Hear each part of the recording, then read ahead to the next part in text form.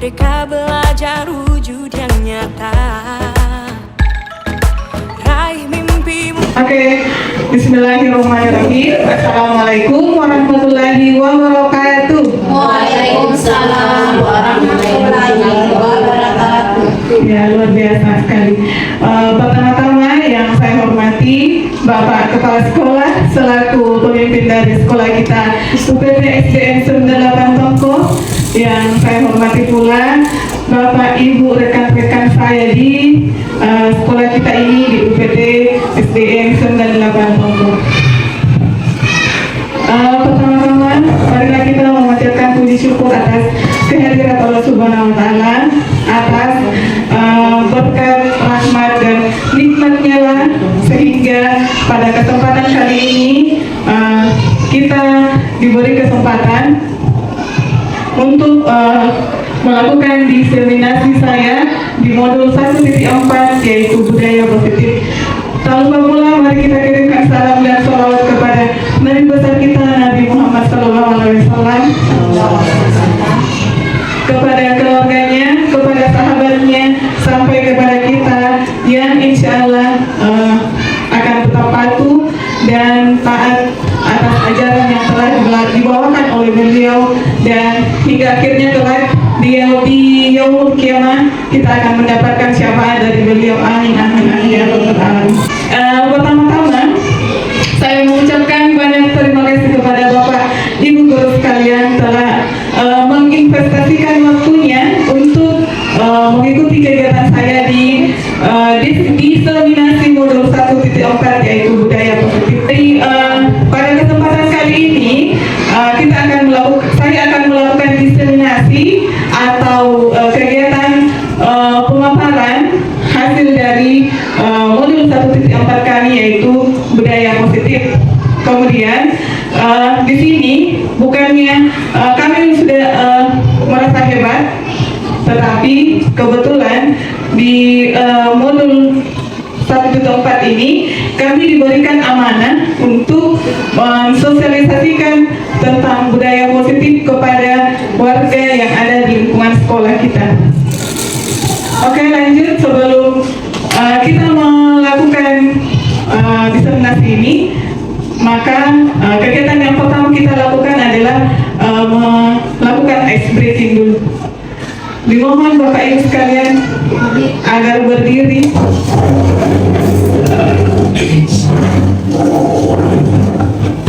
Jadi kali ini kita akan melakukan ice breaking senam jari. Senam jari. Kita sepakati dulu lah. 5, 5, 3, 1, 2, 3, 0, 4, 1, 0, 2, 2, 1, 3, 3, 1, 1, 5, 4, 5, 5, 6. Tidak, kurang tantangan nih kalau tidak cepat.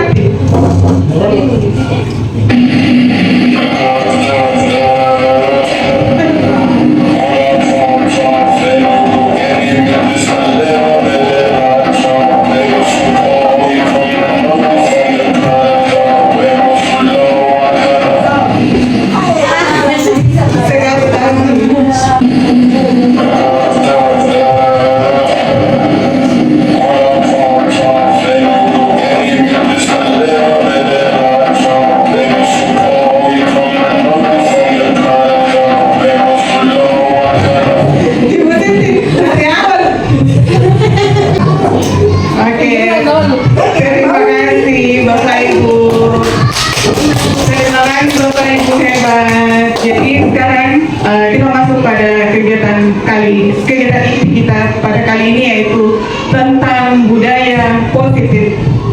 Jadi di modul kami ini ada 6 kegiatan yang mencakup apa itu budaya positif. Yang pertama yaitu disiplin positif dan nilai-nilai kebajikan universal. Yang kedua, teori motivasi hukuman dan penghargaan serta restitusi. Dan yang ketiga, kebutuhan dasar manusia dan dunia berkualitas. Kemudian yang keempat, restitusi 5 posisi kontrol. Yang kelima,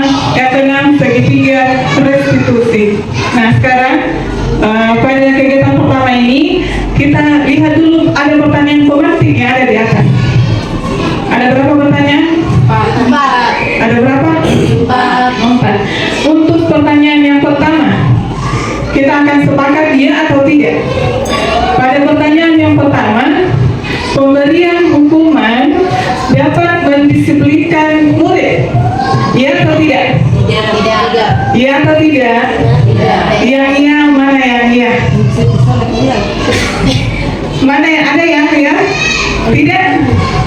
Iya. Kalau iya ya angkat tangan. Iya. Kalau yang tidak, iya. Jadi kita pindah ke pertanyaan kedua. Kita bahas mengapa ya, mengapa tidak. Kemudian yang kedua, pemberian hadiah meningkatkan prestasi siswa. Iya. Iya atau tidak? Iya. Iya? Angkat tangannya. Tidak? Oke, lanjut. Pertanyaan ketiga. Guru harus mampu memberikan solusi untuk setiap siswa yang bermasalah. Iya. Kita semua sepakat ya? Lanjut. Yang keempat. Guru berperan sebagai teman bagi siswa. Iya atau tidak? Iya. Jadi sepakat memilih semuanya iya. Lanjut. Jadi untuk supaya pertanyaan dari 4 pertanyaan yang ada di atas ini supaya bisa terjawab, nanti kita akan melakukan beberapa rangkaian kegiatan. Ada 6 kegiatan. Nanti di situ kita akan menyadari bahwa pilihan saya tadi nomor 1, 2, 3, dan 4 itu apakah benar ataukah masih ada perlu perbaikan. Lanjut di berikut tentang budaya positif atau positif mindset. Sudah pernah dengar ini buat positif mindset? Sudah pernah? Belum atau sudah?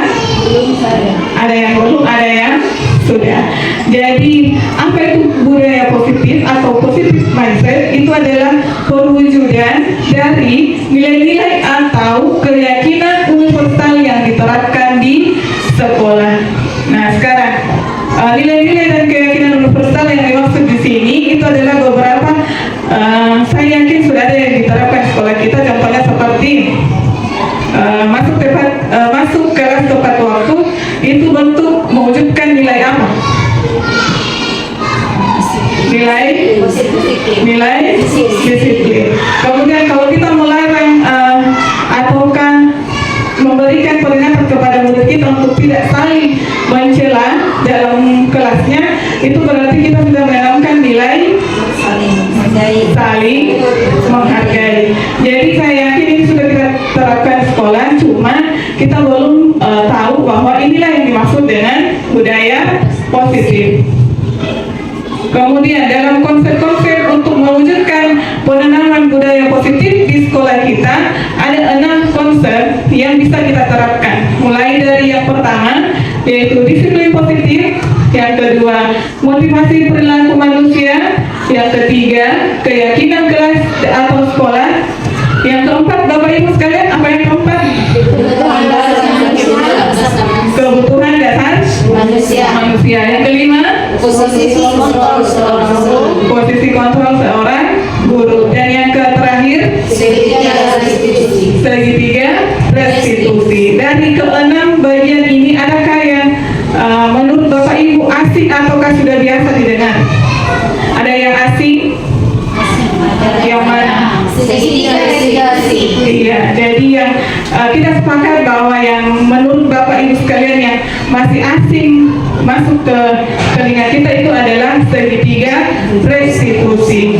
Tetapi sebenarnya saya yakin setelah Bapak Ibu sekalian sudah mengajar sekian berapa tahun, itu saya yakin bahwa Bapak Ibu sudah menerapkan yang namanya segitiga restitusi. Cuma belum tahu istilah namanya, bahwa yang saya lakukan ini adalah segitiga restitusi. Sekarang kita masuk di sebelum kita masuk di disiplin positif, saya meminta Bapak Ibu sekalian untuk melakukan praktek berpasangan dengan teman rekan yang lain, yang satu sebagai A, yang satu sebagai B. Terserah yang mana, A atau B yang menggenggam tangannya. Digenggam saja tangan tak, digenggam. Kemudian isi dari tangan tak itu, kita meyakini dalam tangan tak itu ada satu hal yang paling berharga, yang menurut Bapak Ibu yang paling berharga. Mau anaknya, mau suami tak, mau tetangga, mau sertifikat rumah tak bisa, mau BPKB motor tak bisa. Jadi yang paling berharga yang ada dalam tangan tak, kita genggam, kanan kiri, tapi satu saja genggaman. Mengerti Bapak Ibu? Mengerti. Jadi kita akan satu yang membujuk, satu yang menggenggam. Yang satu teman nanti itu dia membujuk, bisa merayu, bisa menghardik, bisa mengancam. Pokoknya lakukan segala upaya yang bisa membuat teman kita itu membuka genggamannya. Siap? Siap. Siap kita Bapak Ibu? Siap. Tidak. Oh iya. Saya sudah punya Lakukan segala upaya Bapak Ibu. Ya, mau kita membujuk atau kamu mau menghardik, mau mengancam. Bagaimana Bapak Ibu? Ada yang bersedia tadi membuka atau ada yang tidak bersedia? Ada yang bersedia? Ada. Ada yang tidak bersedia? Ada. Nah, sekarang pertanyaannya, siapa yang mengontrol Bapak Ibu sehingga Bapak Ibu bersedia untuk membuka kepala tangan? Ya, diri sendiri. Jadi itulah yang dimaksud dengan posisi kontrol. Jadi pada murid kita itu ada namanya posisi kontrol pada murid. Jadi biasanya kita menyuruh murid kita misalnya, cepat kita sampai sholat besok pagi. Kemudian murid kita mengiyakan, berarti itu dalam dirinya murid kita itu dia bersedia untuk kita kontrol. Jadi bukan karena kita yang mengontrol, tapi murid kita yang bersedia untuk kita kontrol.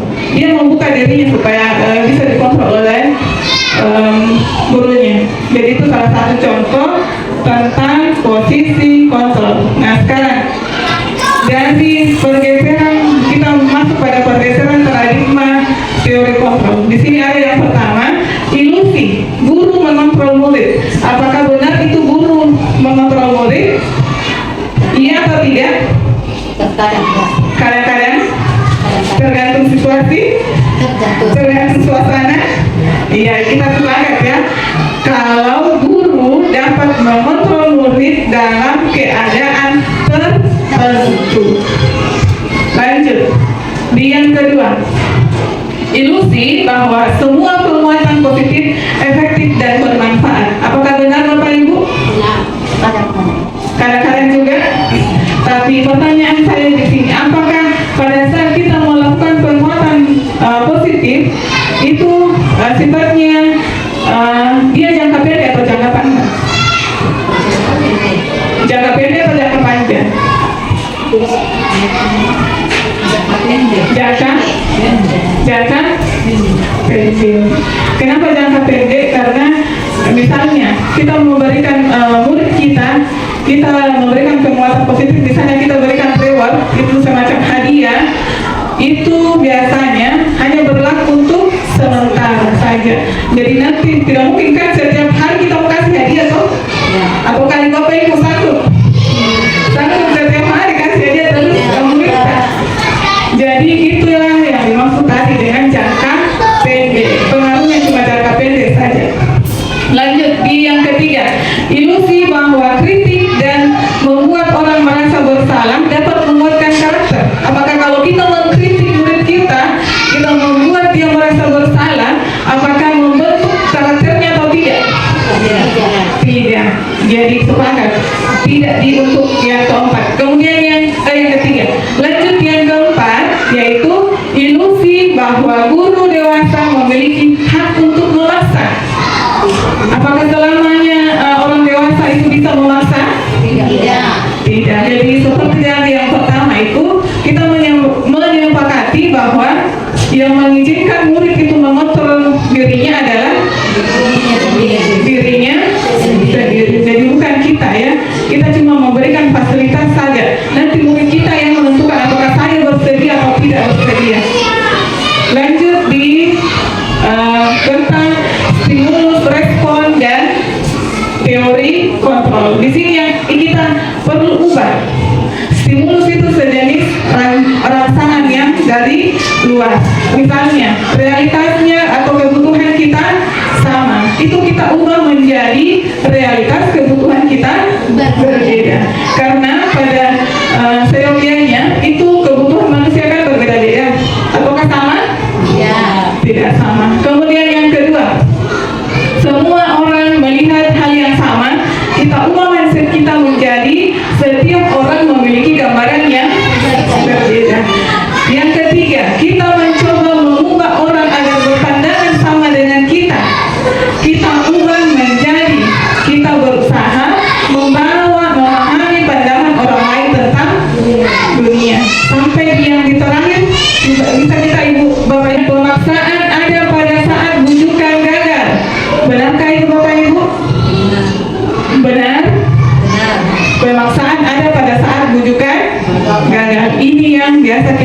lakukan ya. Ini yang biasa kita lakukan dalam kelas. Misalnya setelah kita membujuk murid kita, misalnya dia tidak mengerjakan PR, kita tanya kenapa Kina tidak kerja PR tak, apa alasan tak. Kemudian kalau dia sudah tidak menerima itu, kita sudah membujuknya, kemudian dia tidak menerima bujukan kita, maka yang biasa kita lakukan adalah apa? Dipaksa. Pemaksaan. Ini yang biasa dan saya juga sering lakukan. Jadi itu yang kita rubah menjadi kolaborasi dan konsensus, menciptakan pilihan-pilihan baru. Jadi kita bersama dengan murid kita mencari solusi mengapa dia tidak mengerjakan PR. Jadi tanya dulu murid tak, kenapa kita tidak kerja PR tak?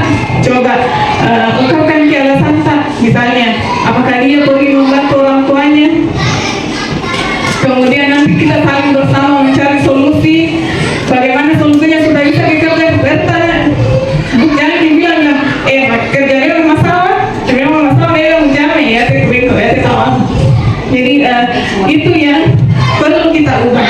Kita gali dulu alasannya, kemudian kita cari solusi bersama.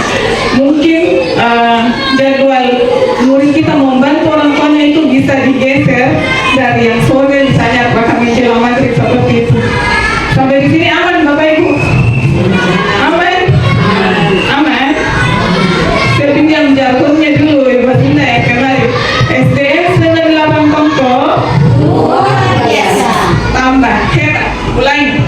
SDM 98 Tongko Luar biasa. hebat. Oke, saya yakin Bapak Ibu sekalian hebat-hebat semua. Jadi kita masuk pada disiplin positif. Disiplin positif itu merupakan salah satu cara penerapan disiplin yang bertujuan untuk menumbuhkan kesadaran serta memberdayakan anak untuk melakukan sesuatu tanpa sogokan, ancaman dan hukuman.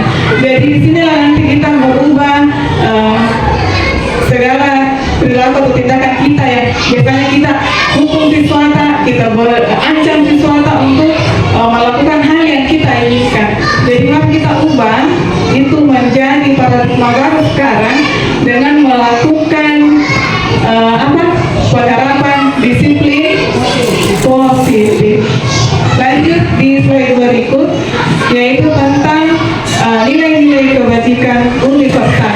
Jadi untuk mewujudkan yang namanya disiplin positif dalam sekolah kita, itu ada nilai-nilai kebajikan universal yang bisa kita terapkan. Ada berapa Bapak Ibu? Ada 6. Yang pertama, beriman dan bertakwa kepada Tuhan Yang Maha Esa dan berangkat mulia. Kemudian yang kedua, berkebinekaan global. Ketiga, bergotong royong. 4, kreatif, mandiri, berdialog kritis, dan yang terakhir, kreatif. Jadi ini adalah nilai-nilai kebajikan universal yang bisa kita terapkan untuk mewujudkan apa tadi Bapak Ibu? Untuk mewujudkan disiplin positif. Lanjut di berikut tentang motivasi perilaku manusia. Ini ada 3 motivasi yang membuat manusia itu melakukan suatu tindakan. Motivasi yang pertama yaitu menghindari ketidaknyamanan atau hukuman. Motivasi yang kedua, mendapat imbalan atau penghargaan. Yang ketiga, menghargai diri dan menjadi orang yang mereka inginkan. Nah sekarang kita ubah lagi. Tadi kan yang sering saya tanyakan adalah murid kita. Sekarang seandainya ini kita, kalau kita mau melakukan sesuatu, kira-kira motivasinya apa?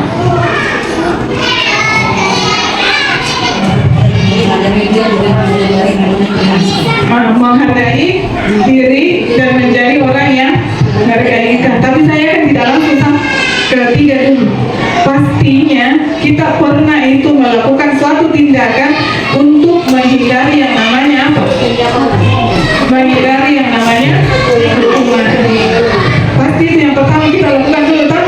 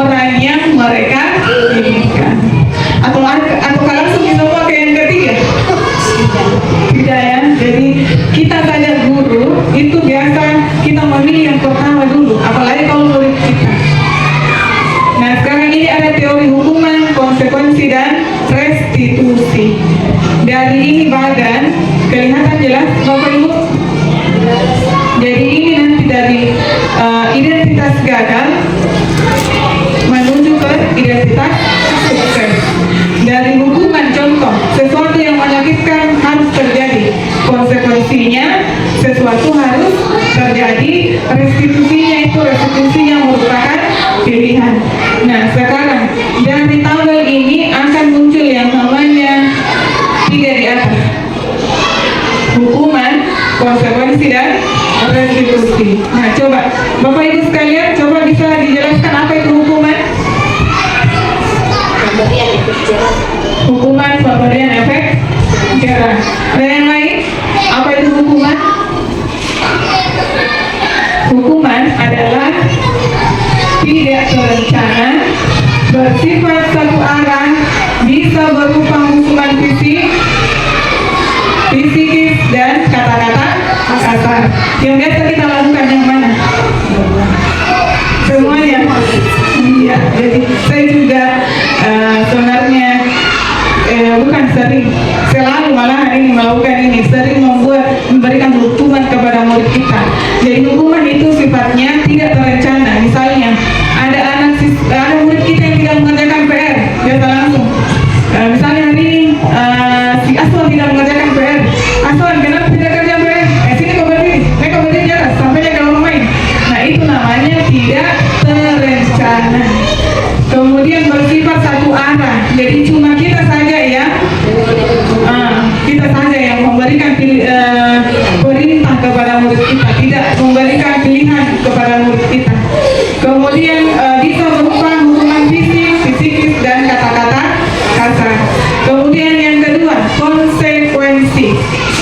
Konsekuensi bersifat terencana dan sudah disepakati. Misalnya, apabila kamu tidak mengerjakan PR, maka apa? Maka tidak istirahat. Biasanya itu yang kita lakukan, itu namanya konsekuensi kita melibatkan murid kita. Namanya konsekuensi, tapi biasanya juga itu konsekuensi kita juga yang tentukan. Gurunya juga yang tentukan. Jika kamu terlambat, maka kamu akan begini. Biasanya begitu kan? Makanya sekarang yang perlu diterapkan itu adalah restitusi. Apa itu restitusi, Bapak Ibu?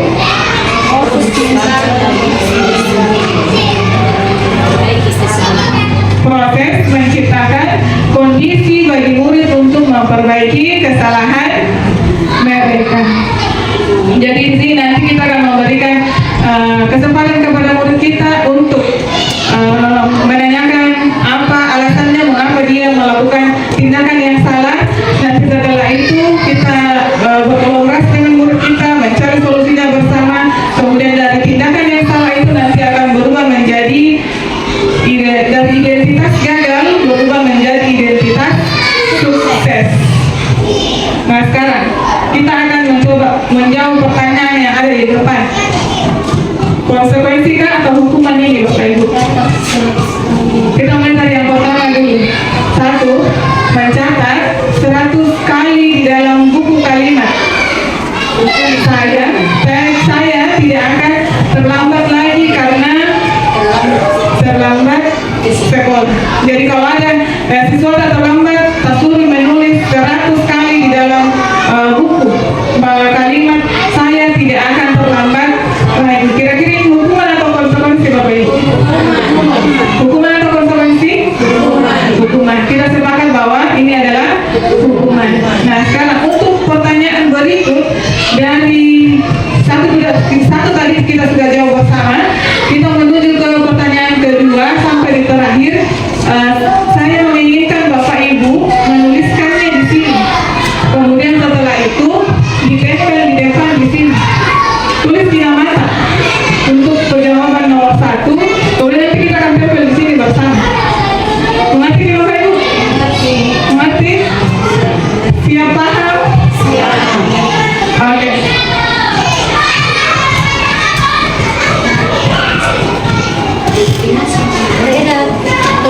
Langsung aja.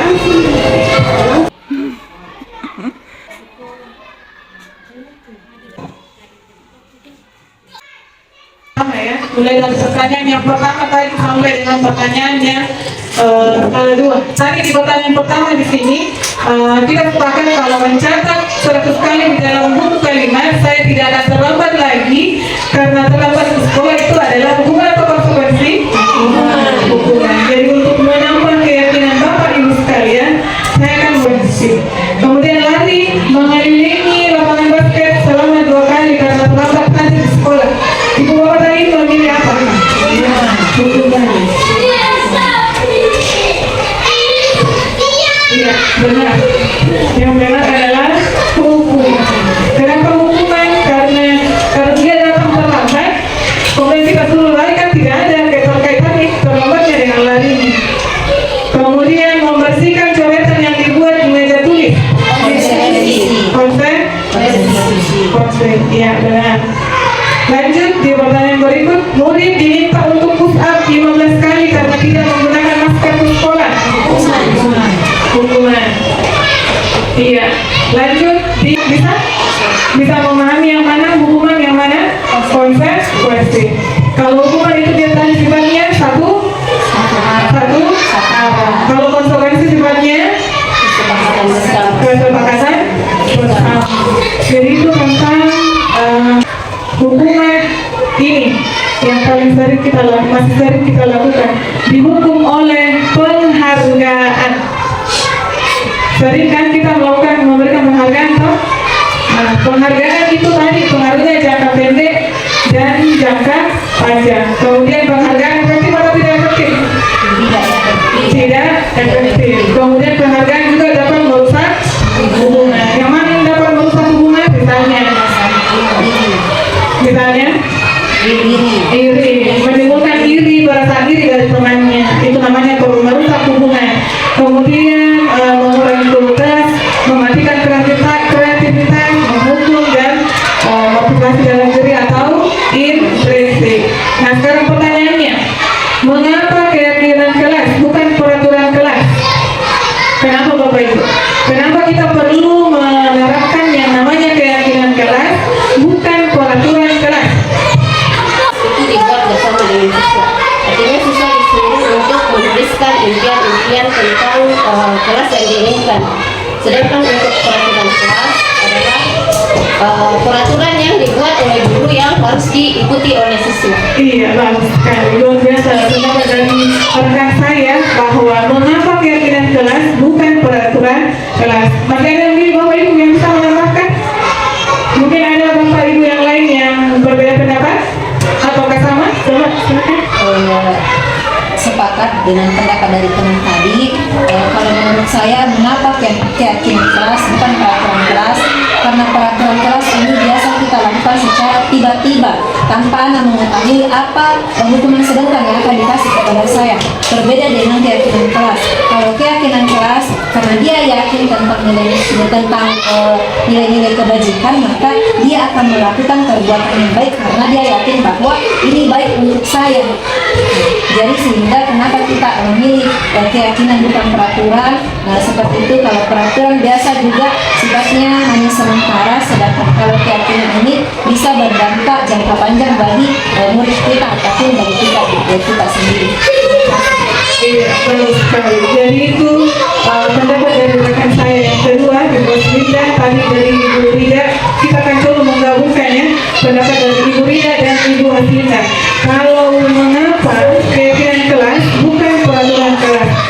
Karena kalau keyakinan kelas itu dia tadi sifatnya itu kita sudah tentukan bersama dengan murid kita. Kemudian setelah itu kita melakukan satu tindakan yang nanti di tindakan itu akan menghasilkan yang namanya nilai-nilai kebajikan. Nilai-nilai kebajikan peserta yang ada di atas tadi 6 itu yang bisa kita diciptakan pada kegiatan keyakinan kelas. Kenapa bukan peraturan kelas? Karena kalau peraturan kelas tadi itu sifatnya cuma satu anak. Dan seperti yang dikatakan oleh Ibu Sita tadi bahwa peraturan kelas itu datangnya secara tiba-tiba, tidak ada perencanaan, langsung saja ada tindakan. Kita tidak meminta pendapat dari murid kita tentang apa yang akan terjadi nanti setelah dia melakukan kegiatan tersebut. Jadi untuk menciptakan yang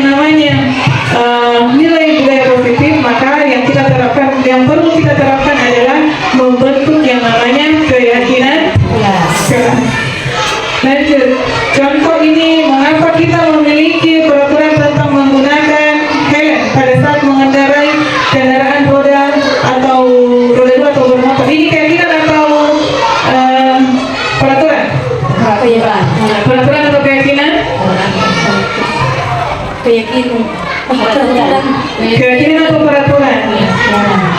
Saya ulang, mengapa kita memiliki peraturan tentang menggunakan helm pada saat mengendarai kendaraan roda dua bermotor?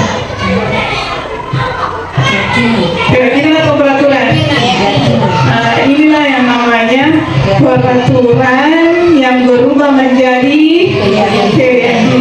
Kan awalnya kan kita diperintahkan untuk memakai helm. Kalau tidak memakai helm, apa nih? Ditilang. Padahal kalau kita menggunakan helm itu untuk menjaga keselamatan. Kalau kita meyakini bahwa helm itu bisa menjaga keselamatan kita, pasti kita akan menggunakan helm. Jadi tergantung dari motivasi kita, motivasi diri kita untuk menggunakan helm. Kalau motivasi kita menggunakan helm karena keselamatan, berarti itu adalah keyakinan. Tapi kalau motivasi kita menggunakan helm karena takut ditilang, berarti itu masuk apa? Masuk peraturan, karena motivasinya motivasi dari luar. Nah, sekarang kita masuk di posisi kontrol guru.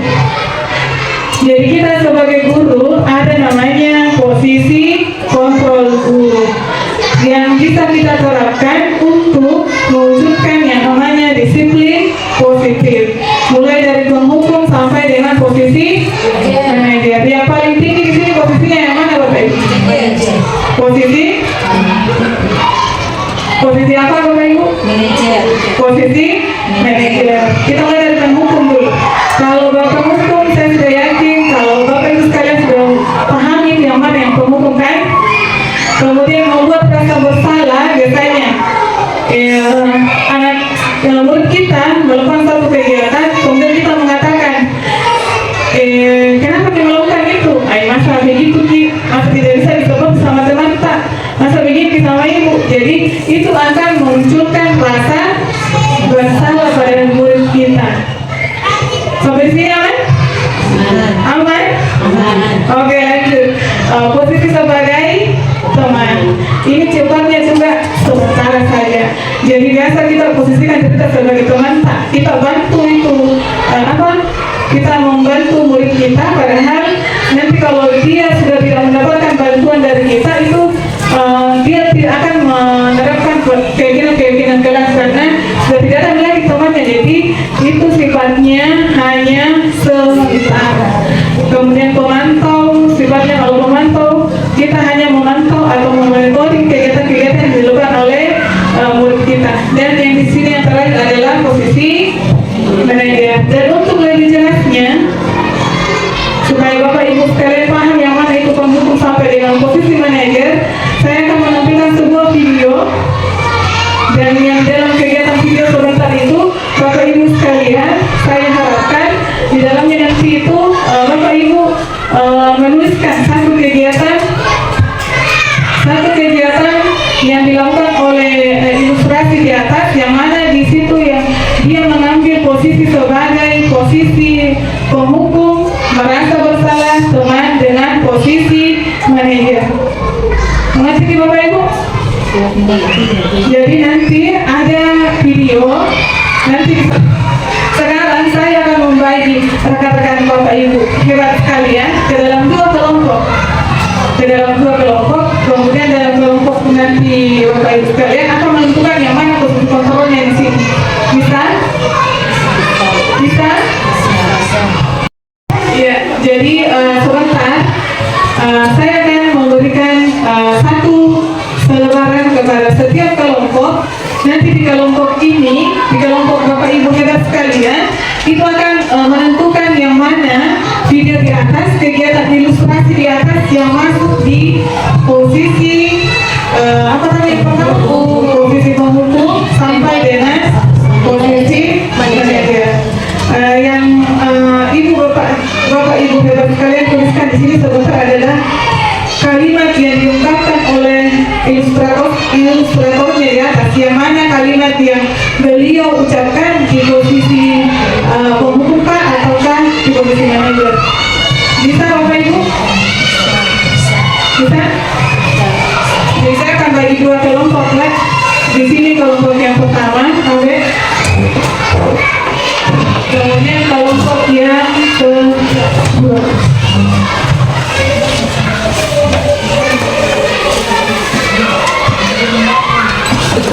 baik Bapak Ibu, konsentrasinya.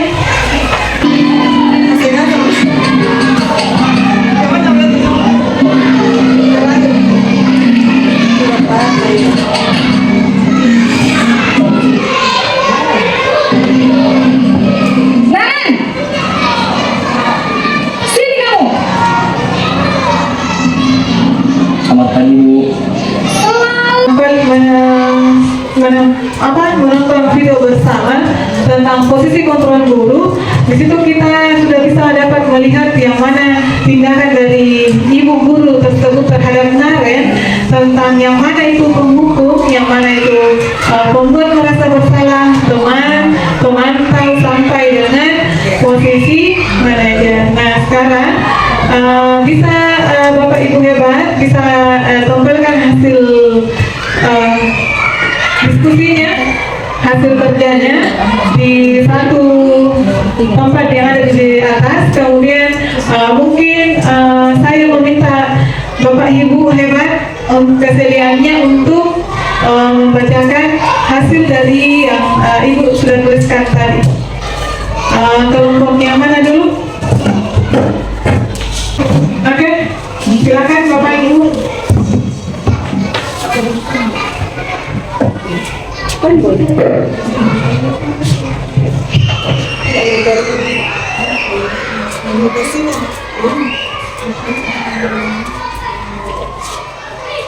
kasih atas kesempatan yang diberikan kepada kami. Melalui hasil pengamatan video tadi, kami dari kelompok 1 menyimpulkan bahwa 5 posisi kontrol yang pertama adalah penghukum. Dari video tadi yang kami bisa ambil. Kemudian pada posisi pemantau, keyakinan kelas yang mana yang perlu Naren tingkatkan. Apakah Naren bersedia mengubah kedatangan Naren? Kemudian bagaimana Naren memperbaikinya? Adakah yang bisa mengingatkan Naren? Ya, jadi luar biasa sekali pemaparan dari Ibu tentang 5 posisi kontrol yang ada di atas. Dan saya melihat ini bahwa Ibu sangat luar biasa sekali dalam menangkap kegiatan-kegiatan yang mewakili dari 5 posisi kontrol kita, mulai dari posisi penghukum sampai dengan manajer. Nah sekarang saya mau persilakan untuk kelompok 2. Kami kelompok 2 untuk menyajikan materi video tadi. Jadi 5 posisi kontrol yang kami dapatkan tentang video. Yang pertama penghukum, lari keliling lapangan basket sebanyak 5 kali putaran. Yang kedua pembuat merasa bersalah, yaitu nanti kepala sekolah yang menyalahkan saya. Yang ketiga teman, kamu kan pelari.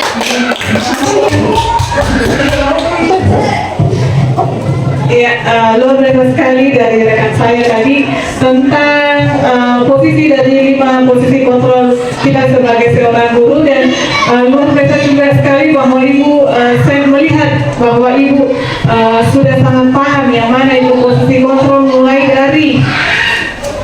dari penghukum sampai dengan posisi manajer. Nah sekarang kita masuk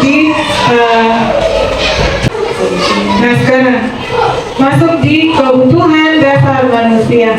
Mengapa seorang manusia itu melakukan suatu tindakan yang salah? Karena ingin memenuhi yang namanya kebutuhan dasar manusia. Jadi ada namanya kebutuhan dasar. Mengapa murid kita melakukan suatu kesalahan? Itu karena dia ingin memenuhi satu kebutuhannya. Contoh, misalnya ada murid kita sekarang kan disuruh bawa bekal kan? Disuruh bawa bekal. Nah, ada murid yang tidak membawa bekal. Nah, kemudian misalnya saya menyebutnya namanya misalnya Rafa. Saya menyebut namanya Rafa. Rafa ini tidak membawa bekal. Kemudian pada saat jam istirahat dia meminta bekal temannya. Kira-kira ini tindakan yang salah atau yang benar? Tindakan salah atau benar itu yang dilakukan oleh Rafa? Benar, tindakan yang salah. Disebut sebentar, kita masuk, jangan dulu masuk di sini. Tindakan yang salah atau tindakan yang benar? Salah. Kita sepakat ya bahwa Rafa melakukan tindakan yang salah. Nah, dari tindakan salah tersebut tentunya murid tersebut ingin memenuhi salah satu kebutuhannya. Nah, mungkin saja Rafa itu merasa lapar. Jadi kalau merasa lapar, ada satu kebutuhan yang ada di atas di sini yang ingin dipenuhi anak tersebut, yaitu kebutuhan apa? Kebutuhan bertahan hidup. Jadi kebutuhan bertahan hidup itu mencakup tentang pangan, sandang, dan kebutuhan-kebutuhan yang mendasari kita untuk hidup. Kemudian kebutuhan dasar ingin mendapatkan kasih sayang dan rasa ingin diterima. Kemudian ada juga namanya kebutuhan penguasaan, ada namanya kebutuhan kesenangan, dan ada namanya kebutuhan kebebasan. Nah, sekarang kita lihat lagi di sini contoh satu. Aku senang main kejar-kejaran dengan ibu guru. Ini kebutuhan apa yang ingin dipenuhi di sini? Kebebasan, kesenangan, cinta dan kasih sayang, atau penguasaan? Cinta dan kasih sayang. Cinta dan kasih sayang. Yang benar apa? Kesenangan. Dia merasa senang bermain kejar-kejaran dengan ibu gurunya. Ibu kejar aku karena ibu guru sayang aku. Ini masalah apa? Cinta dan kasih sayang. Oke, next. Berikut, aku hebat kan? Aku bisa bikin ibu guru kejar aku. Kebebasan? Penguasaan. Kebebasan atau penguasaan? Coba, penguasaan. Iya, penguasaan. Dan aku bosan belajar mewarnai terus di dalam kelas. Kebebasan.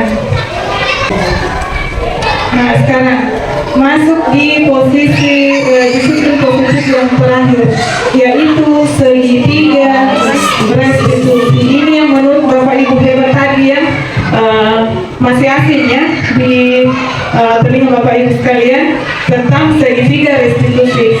Tetapi saya meyakini bahwa ibu hebat sekalian semuanya sudah melakukan yang namanya segitiga restitusi. Cuma namanya atau istilahnya saja yang belum pernah didengar.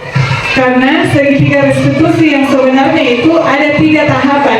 Yang pertama yaitu menstabilkan identitas, kemudian yang kedua validasi tindakan salah, kemudian yang ketiga menanyakan keyakinan. Nah, apa yang kita bisa lakukan untuk menstabilkan identitas itu ada 2, yaitu misalnya ada murid kita yang melakukan kesalahan. Kita berkata bahwa menyampaikan kepada murid kita itu bahwa semua orang pasti pernah melakukan yang namanya kesalahan. Kamu Ananda bisa melakukan biasa melakukan kesalahan, ini pun juga sering melakukan yang namanya kesalahan. Itu satu yang pertama yang bisa kita lakukan untuk menstabilkan identitas.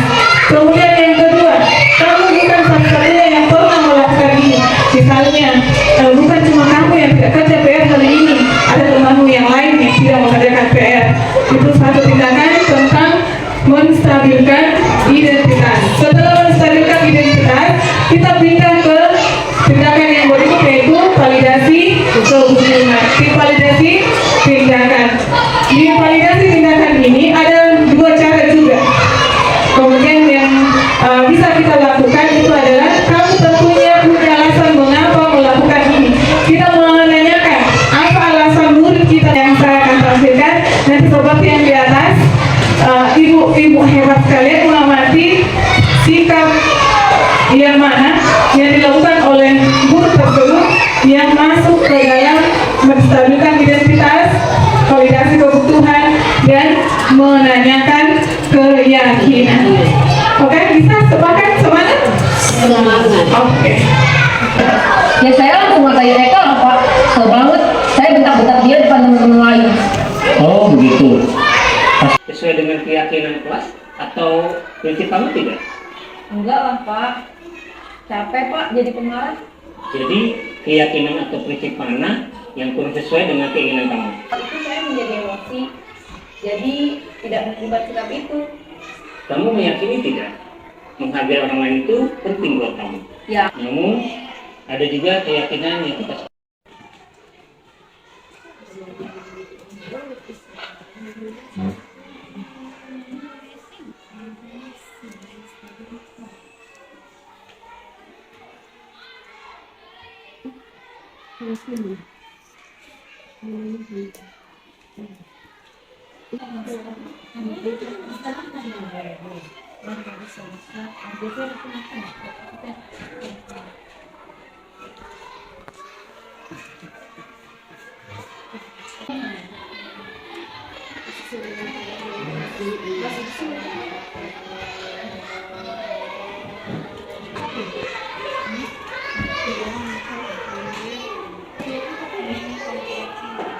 Sesuatu yang kami yakini.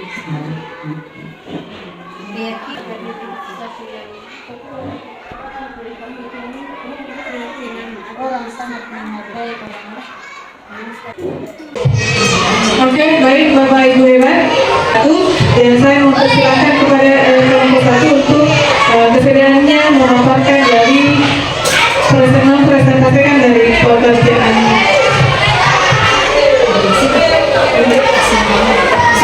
Kami yakini. Kemudian juga Bapak mengatakan kamu mau menjadi orang seperti apa? Menurut kamu bagaimana menjadi orang itu? Nah, itu tentang menstabilkan identitas. Kemudian validasi tindakan salah pada saat Bapak mengatakan bahwa kamu punya alasan mengapa kamu melakukan itu. Dan Di atas presentasi dari kelompok 1, dari presentasi di sini saya melihat bahwa Bapak Ibu sekalian sangat luar biasa sekali pemahamannya tentang bagaimana penerapan segitiga restitusi itu. Contohnya di sini kalau pada saat Bapak tersebut melakukan menstabilkan identitas, di sini tidak ada beberapa tindakan yang Ibu sekalian paparkan di sini, dan luar biasa sekali dari hasil karya Bapak Ibu sekalian hari ini. Dan menurut saya dari pemaparan saya mulai dari yang pertama tadi tentang penerapan budaya positif sampai dengan segitiga restitusi, insya Allah itu akan bermanfaat bagi saya, bagi kita, dan bagi untuk sekolah kita. Jadi terima kasih sekali. Saya menutup kegiatan diseminasi saya ini dengan ucapan terima kasih banyak dari Bapak Ibu hebat sekalian telah bersedia meluangkan waktunya untuk menjadi bagian daripada diseminasi saya di modul 1.4. Mohon maaf apabila ada kekurangan dari saya, karena kekurangan itu tentunya milik manusia dan kesempurnaan itu hanya milik Allah Subhanahu wa Ta'ala. Terima kasih. Assalamualaikum warahmatullahi wabarakatuh.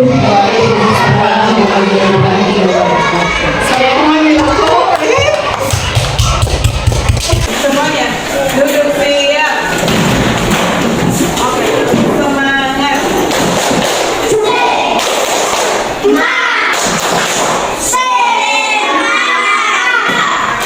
Jadi sekarang hari ini kita akan membuat yang namanya apa?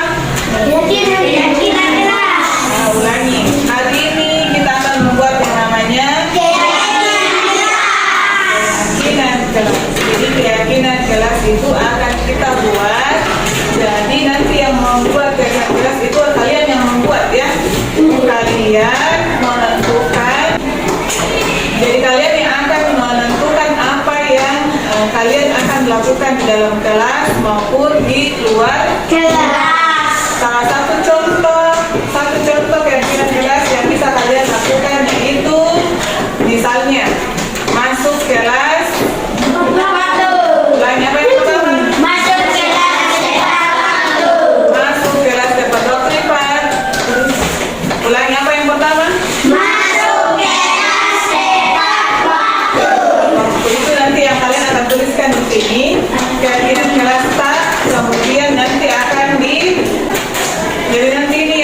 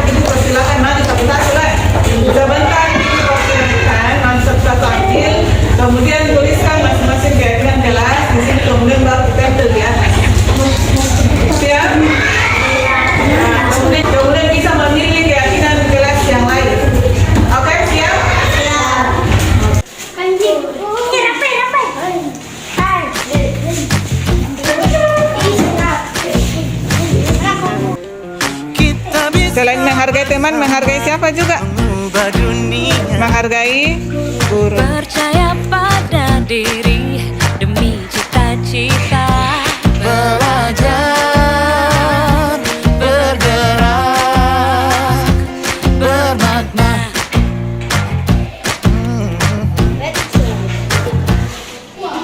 Aku bisa belajar dari ilmumu.